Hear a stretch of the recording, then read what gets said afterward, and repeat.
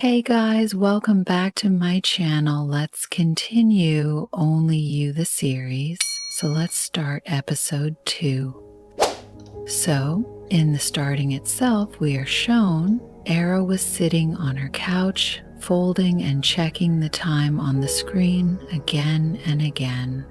After that rainy night incident, today she is finally going to meet Tawan. This isn't a bodyguard interview at all. This has become a bit personal for Ira. Today, she also has a meeting with a music producer, a new song of her which has been completed at the final stage. Just wants to have a meeting before releasing, but Ira ignores him. Just then, the door opens and her manager arrives. Her manager says, "We still have to go. That producer has called a meeting." Era becomes frustrated. Then Era says, I know, but what about Tawan? I want to see her." Her manager laughs and says, "Oh, don't worry, I'll deal with her. I'll interview her, okay?" Era becomes very disappointed. Then Era says, "It's not like that. I just want to see from her.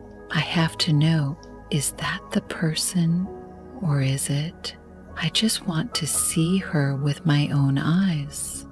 Her manager walks over to Era and says, "Okay, I understand, but we also have some responsibilities. You have been putting this meeting for 1 week. Now, there will be no excuse, and you are not even a child. Is that Tawan the same person or not? What if this person isn't she?" Then Era says, "I'm hire her. If it's not, that's fine. But if she's the same person, I want to be close to her." Then her manager left, and Era was getting ready for the meeting. Her heartbeat was very fast. What if this person isn't she? So then in the next scene, Era's meeting with the music producer ends. As soon as she comes out, her manager's message comes that she has confirmed the bodyguard. Era going to her studio in just 45 minutes with important documents. If the heartbeat is too fast, then she'll be here in 45 minutes. All right, and 45 minutes later, Era was at her studio, drinking coffee over a small cup of coffee as usual Americano. She was excited, but also terrified. Only the mind says, "Don't have so much hope, and maybe she don't even remember you." Just then, a voice comes from behind her. "Miss Era?" When Era looks back, she sees a while Tawan was standing at the back door, the same cool personality, composed expression. Era smiled wryly. So this Tawan is the same person she's been carrying for many years." Era says surprisingly, very happy, "What the heck? Is it really you?" But Tawan was standing with a paper in her hand. Era takes a good look at her. Then Tawan opens a paper. It was a list of rules, and the list was so long that it was touching Tawan's hand to the very float. She speaks in a professional and controlled voice. Tawan says, "For all the rules you need to follow, please read them carefully." Era was looking at her intently. The line in the last that the body has to keep a distance from the car. It catches Era's eye. "So how far do I have to be tired of the big car?" Era said she just wanted to be with her. Is that far enough? Or is it so far away? Era is very close to her face while saying this. Then Era looks into her eyes. Era says she just wants to be with her. Tawan touches her forehead and pushes her back. Tawan says that all these rules will start from tomorrow, then she goes from there. Era was just thinking about it. Does she remember me? There's nothing, and she'll soon remember it, and it is shown. Then she comes out as soon as she leaves the room. Her heartbeat was very fast. She couldn't believe it was this woman, which she had seen in the night. She was a kid then, but now she's really beautiful. She smiles for a while, then she leaves.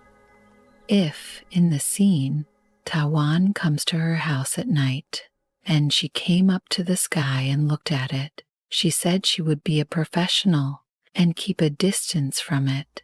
So guys, the real fun begins tomorrow.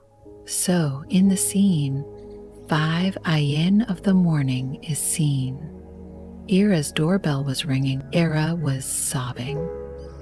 And she was so tired because last night she was rehearsing her dance moves. She removes the blanket from her head, and it becomes very frustrating as soon as she holds herself and comes down from the bed. God, it's so annoying. Who's here so early in the morning? But as soon as Era opens the door, there is Tawan in front, but there was no expression on her face. At 5 a.m., it's the perfect time to visit. Era rubs her eyes and says, "Good morning. How did you get here so early in the morning?" At first, Tawan doesn't say anything, but without invitation, she comes to Era's room. Era was just blinking and looking at her. Era grabs both of her hands. She says, "So, you're doing something. This house is so cute, isn't it? My dad has made everything perfect here. Bulletproof windows, security cameras, and everything that works." But Tawan completely ignores it. She goes straight to her bedroom. Era says seriously, "So now you'll check my bedroom too?" Tawan still doesn't say anything. Era was looking at her in her half-sleeved eyes. It seemed as if she was going to have military training.